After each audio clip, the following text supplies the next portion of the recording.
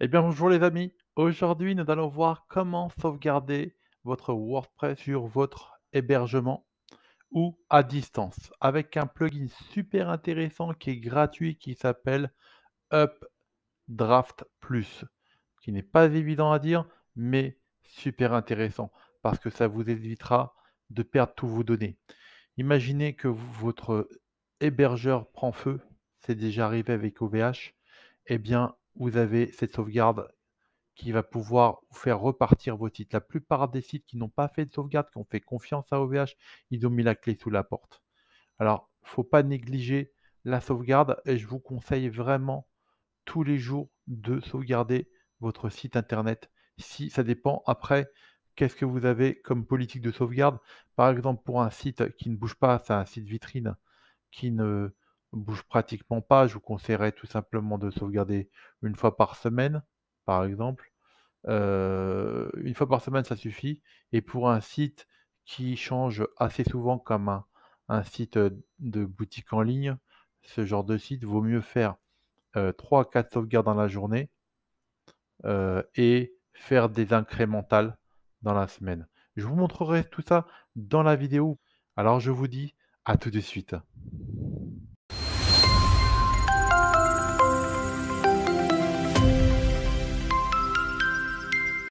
Nous allons voir donc comment sauvegarder WordPress avec Ultra Plus. Donc c'est très simple, on va aller dans le tableau de bord. OK. Là, on va aller dans les extensions. Je vais me mettre de l'autre côté, car c'est plus pratique. On va faire une recherche. Je vous rappelle que cette extension est entièrement gratuite et que franchement, ça vaut le coup de l'utiliser. Elle a pas mal d'options. Nous allons voir tout ça ensemble. Allez, on fait une recherche sur Updraft Plus. Donc dans la recherche, vous faire installation.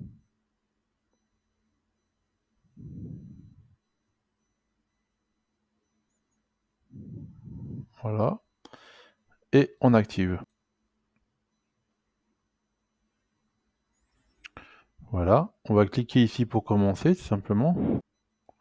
On va voir à quoi servent toutes ces options et menus qui sont devant nous.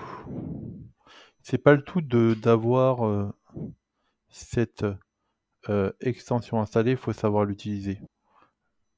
Ok, donc là, pourquoi et quand sauvegarder? Alors, c'est très simple. Vous allez cliquer, si vous cliquez directement sur sauvegarder, vous allez sauvegarder directement sur votre espace d'hébergement. Ce qui peut rendre service, mais c'est pas ce qui est recommandé parce que si vous avez une attaque pirate sur votre site, vous risquez de perdre tous vos données et en plus la sauvegarde. Donc, ce qu'on va faire, c'est qu'on va aller, vous pouvez, dans ce cas, configurer Updraft Plus pour se connecter à. Donc, si vous faites Ultra Plus, il va utiliser le serveur de Ultra Plus, ce qui est payant, je pense. On peut voir un mois, c'est 1 $, c'est pas très cher. Après, si vous avez un espace de stockage Dropbox ou un serveur Amazon S3, ce qui est intéressant, c'est ça. Je vais vous donner les trucs qui sont intéressants. Après, Rackspace, je connais pas. Donc Google Drive, bah, c'est simple, vous utilisez vos 15 gigas qui sont donnés par Google et vous pouvez faire des stockages, ça peut être pratique.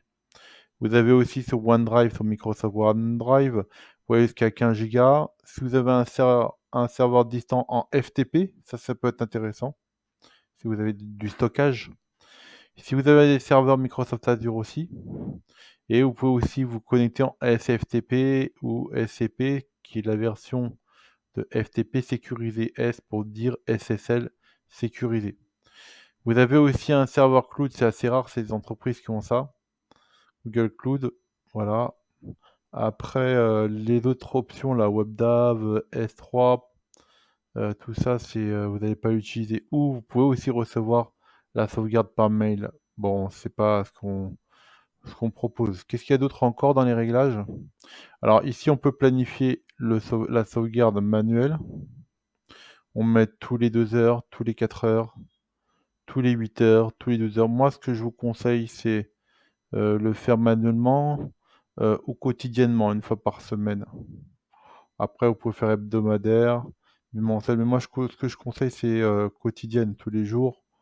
Vous faites nombre de sauvegardes planifiées, on va en mettre une seule déjà.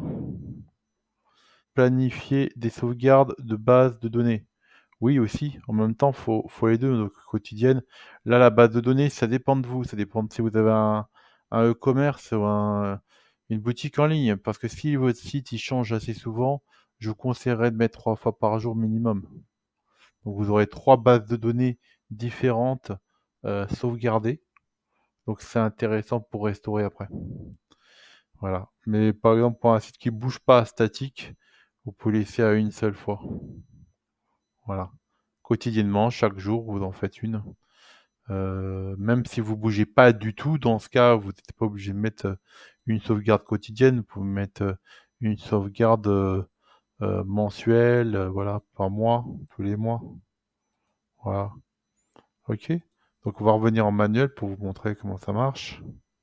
Après, ici, inclure les sauvegardes. Donc on peut sauvegarder l'extension, les thèmes, les téléversements.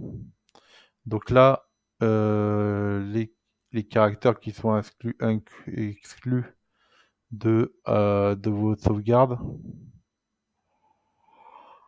Alors téléversement, c'est là où il y a les images, les thèmes, bah, c'est vos thèmes, et l'extension, c'est des extensions. Donc on peut inclure dedans tout autre répertoire. Alors, trouver dans wContemp. Alors on peut lui dire qu'il veut tout prendre. Et vous pouvez ici exclure ces répertoires-là. Maintenant, à vous de savoir ce que vous gardez ou pas.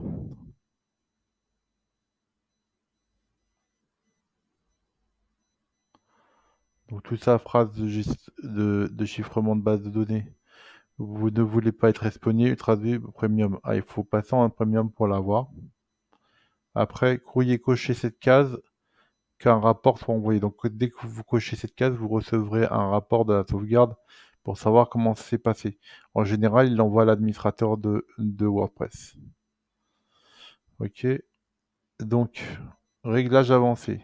Afficher réglage avancé, vous avez quoi? Mode débogage, si vous avez des gros problèmes dessus, vous l'activez. D'accord? Et vous pouvez couper les sauvegardes à 400 MB maximum. Supprimer les sauvegardes locales. Cochez cette case pour supprimer les sauvegardes superflues de votre serveur une fois l'archivage distant terminé. Si vous ne le cochez pas, l'archive sera présent sur le stockage distant et sur votre serveur, et tous les fichiers gardés localement ne seront soumis à aucune limite de nombre de durée.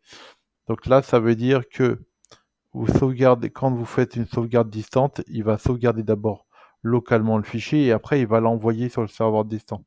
Donc je vous conseille de laisser cocher cette option. Le répertoire de sauvegarde, c'est Updraft+. Utiliser les certificats SSL, vous n'êtes pas obligé d'utiliser ça, ni en vérifier les certificats SSL. Désactiver totalement SSL, ça vous laissez tel quel. Mise à jour, bah, vous cochez ça pour mettre à jour automatiquement Updraft+ quand il y a des mises à jour. Là, on va enregistrer. OK, qu'est-ce qu'on a d'autre? Outils. Donc on va sauvegarder, donc là on peut lancer une sauvegarde locale. Donc là, inclure la base de données et sauvegarde, inclure les fichiers dans la base de données, autoriser uniquement la sauvegarde à être supprimée, c'est-à-dire à conserver même les limites de rétention. OK, allez hop, là on lance. Donc là c'est parti. Il va créer un zip de la sauvegarde. Je vous encourage à faire votre sauvegarde quotidiennement, comme on a vu tout à l'heure. Il y a des possibilités aussi de faire des sauvegardes incrémentales. Ça veut dire que il va sauvegarder. Donc en général, comment ça marche? Vous avez une sauvegarde totale, c'est-à-dire complète, une fois par semaine. Et chaque jour, vous faites une sauvegarde incrémentale. Ça veut dire qu'il va sauvegarder que la différence. C'est intéressant pour les gros sites, pour éviter de tout sauvegarder à chaque fois. L'incrémental va sauvegarder que la partie qui a changé. Le jour où ça crache, eh ben c'est simple, vous mettez une totale et vous passez la incrémentale pour mettre à l'ordre du jour.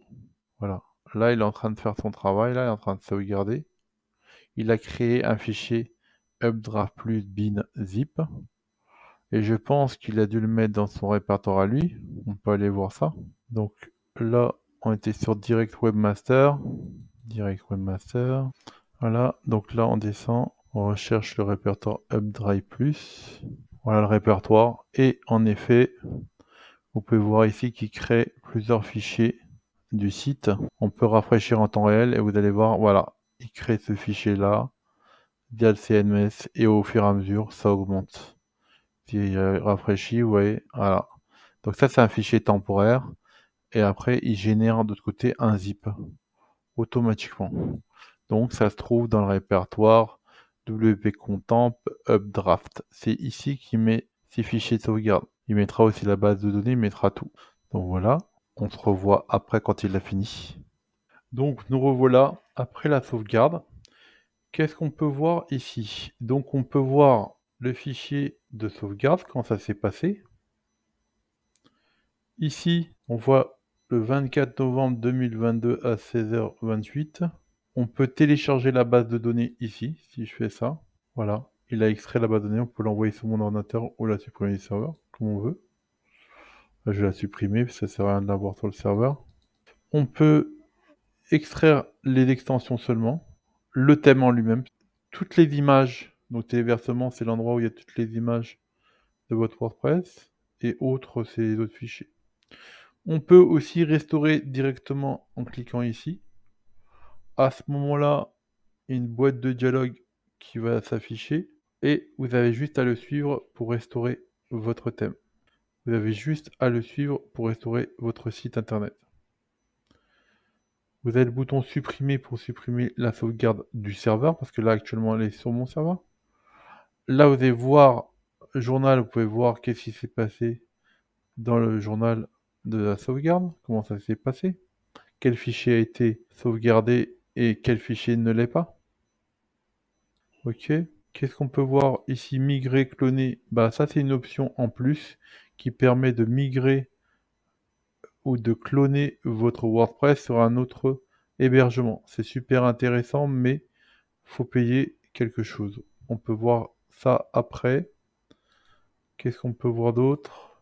Ici, on peut voir les informations de votre hébergeur, les répertoires où est sauvegardé votre site internet, le répertoire des contenus, le répertoire des plugins. Qu'est-ce qu'on a d'autre encore ici d'intéressant? La taille de la base de données. Voilà, on peut voir ici pas mal d'informations de développeurs. Ultra Central, c'est un système qui permet de sauvegarder plusieurs WordPress. Donc si vous avez plusieurs sites internet, on peut les gérer à partir de Ultra Plus Central. C'est une plugin vraiment pas gratuite, mais en plus avec des options super intéressantes pour un administrateur qui gérerait plusieurs domaines. Rechercher, remplacer, bah, parfois on a besoin de rechercher, remplacer des éléments dans le fichier. Par exemple, si vous êtes en HTTP et vous le passez en HTTPS, vous pouvez utiliser cette option. Taille du site, on peut calculer combien prennent les extensions de place, combien prend le thème, combien prend le téléversement, vous voyez, avec 824 mégas de fichiers et autres, c'est le système d'exploitation, je pense. Et lui, il prend que 400 mégas. Exporter, alors on peut exporter les réglages. C'est intéressant parce que si on a réglé comme il faut le draft plus sur ce WordPress et qu'on veut pas se prendre la tête à régler le côté, on exporte ici le réglage et arriver sur l'autre en JSON et arriver sur l'autre WordPress, on a juste à installer l'extension, puis faire un import. Donc on va chercher le fichier, on clique là, on va chercher le JSON, et à ce moment-là, on écrase, on fait importer, on écrase les réglages. Et on peut aussi restaurer le site directement. Par exemple, Si j'avais envie, par exemple, ce site-là, j'ai envie de le cloner, par exemple. Voilà. Ce site-là, j'ai envie de le cloner et puis le modifier pour en faire un autre site. Bah, la procédure est simple. D'abord, j'irai installer le plugin, comme on a fait tout à l'heure, l'activer, puis j'irai dans l'onglet Outils avancés, puis Export, Import, Réglages. Donc j'importerai les réglages de ce WordPress-là. Puis après, j'irai dans Sauvegarde, Restauration. Je ferai une restauration. J'importerai la restauration, évidemment, j'importe la restauration ici. Et automatiquement, je ferai une restauration. Et à ce moment-là, j'aurai exactement le clone de ce site sur l'autre hébergement. L'avantage, c'est de ne pas repartir de zéro et de refaire un site très rapidement avec toutes les extensions, tous les thèmes déjà dans cette sauvegarde. C'est ce que fait un peu Updraft Clone qui lui est un outil complet quoi. Donc là, pour Upgrade Clone, on a besoin d'une clé, donc il faut acheter une clé. Et voilà. Il n'est pas gratuit. Vous voyez, pour créer un clone temporaire, vous devez créditer votre compte et en deux, vous connectez à votre compte. Donc il faut payer des licences. C'est un peu normal parce qu'il ne peut pas toujours tout vous donner. Voilà. Donc je pense qu'on a fait un petit peu le tour de Updraft Plus. Si vous avez des questions, mettez-les dans les commentaires. Si vous avez besoin de plus de vidéos dans ce style, bah dites-moi de quoi vous voulez qu'on parle sur cette chaîne. Si vous avez aimé la vidéo, faites un petit pouce bleu. N'oubliez pas de vous abonner. Je vous dis à bientôt pour une nouvelle vidéo.